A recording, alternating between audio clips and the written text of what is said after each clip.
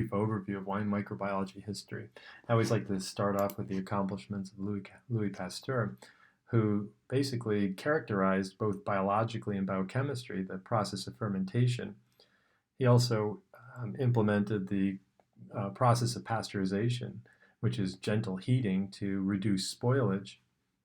And his work on wine actually contributed to the germ theory of disease and ultimately led to such great inventions as vaccines.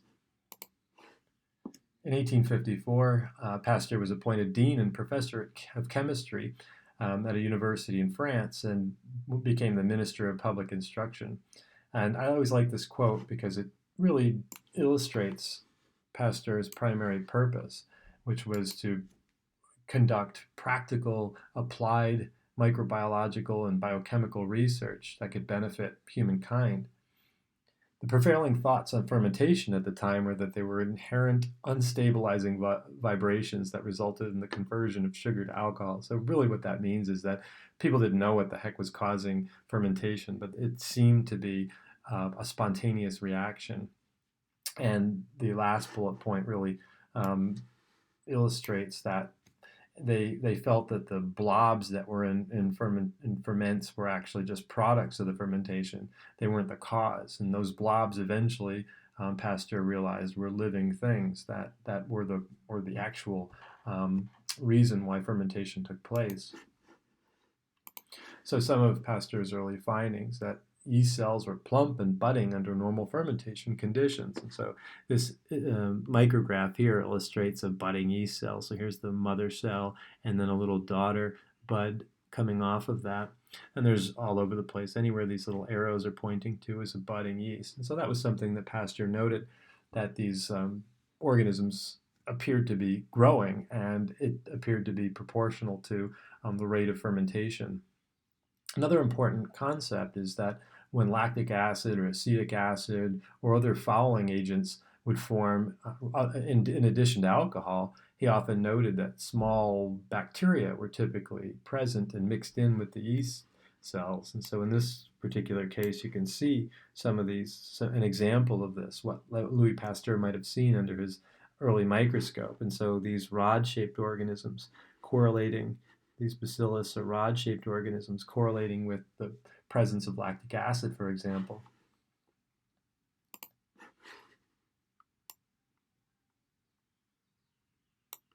And so Pasteur basically said that odd alcohols and other complex organic compounds simply cannot be randomly, spontaneously happening. They have to have been instigated by a variety of different forces, including these bacteria that he noted.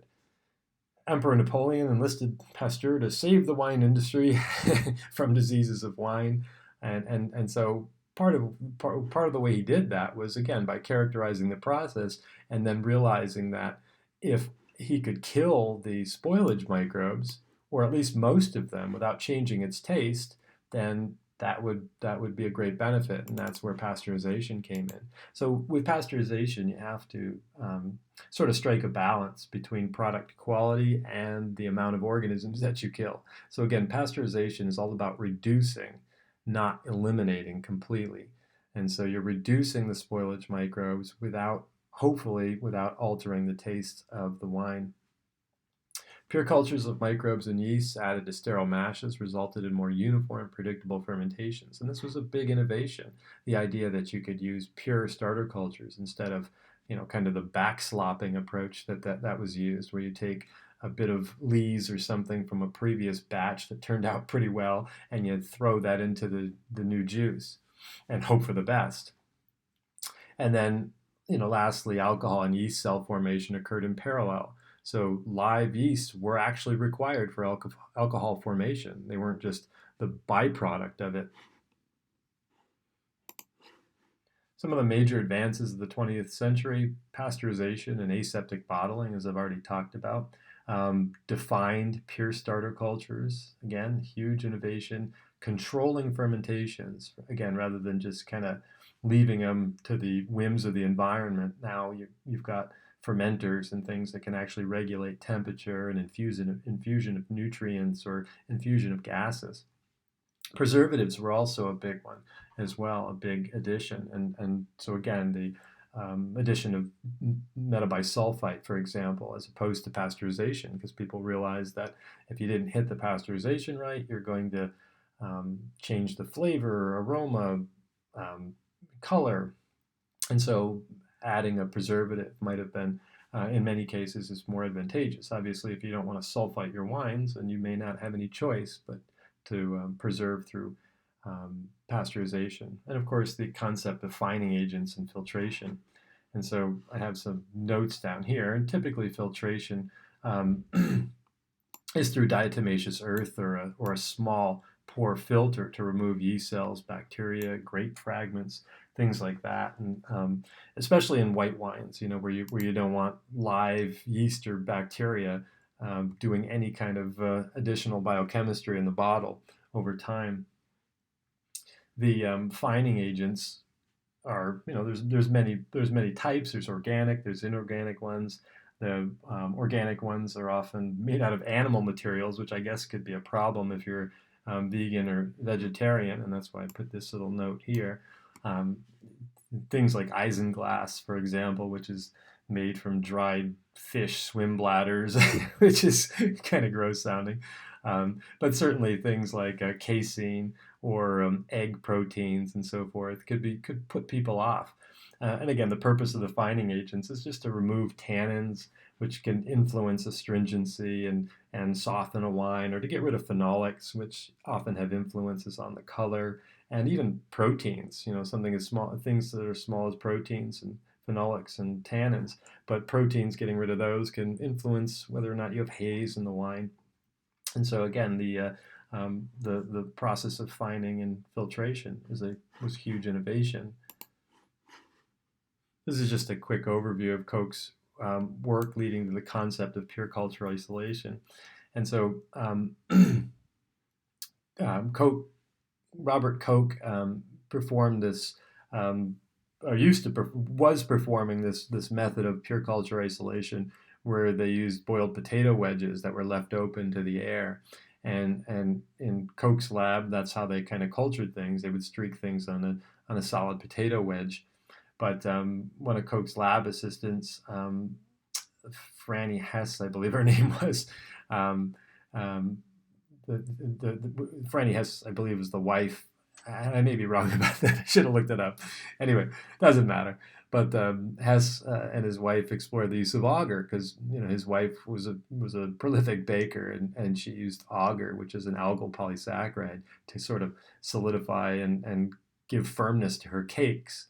And she had suggested that, and so that became a great way to mix into solid media, so that you could make different kinds of nutrient agars with that type of solidifying agent. Obviously, potato wedges aren't ideal, because a lot of things don't like to grow on, a low protein, high carbohydrate matrix like that, especially one where the carbohydrates are sort of locked up in a form that's hard to digest, like starch.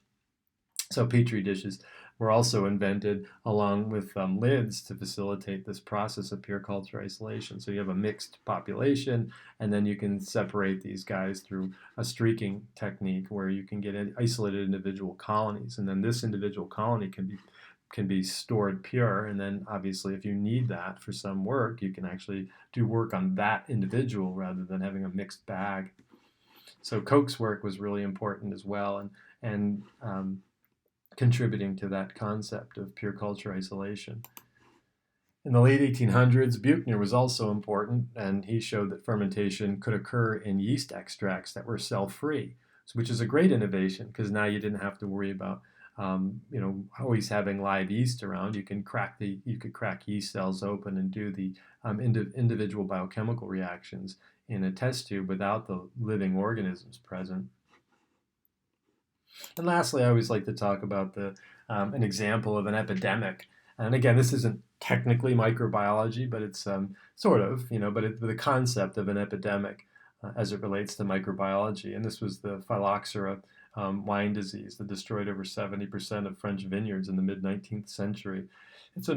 Phylloxera is an organism that's kind of related to aphids, and they tend to eat the roots of grapevines.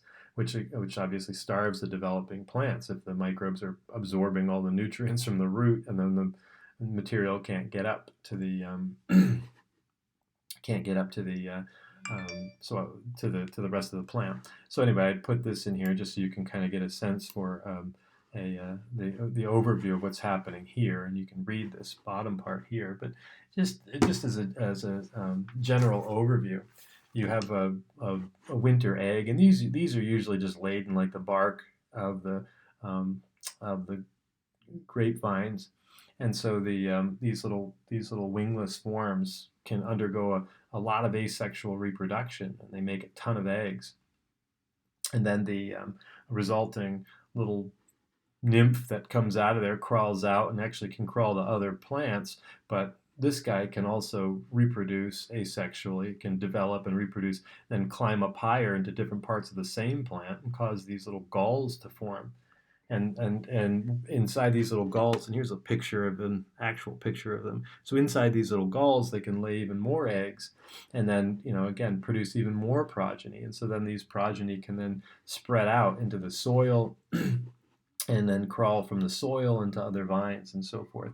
And the idea is that these again are destroying plants by absorbing all their nutrients. And then one of the mechanisms for controlling these guys and controlling epidemics in general as they relate to plants is this process of grafting, so grapevine grafting. So phylloxera control was largely taken care of through grafting, in which a scion from Vitis vinifera is added to the rootstock of Vitis labrusca, which produces a sticky sap that blocks phylloxera feeding. So again, the phylloxera try to feed on this, and they get this sticky sap that chokes their esophagus essentially, and they can't feed.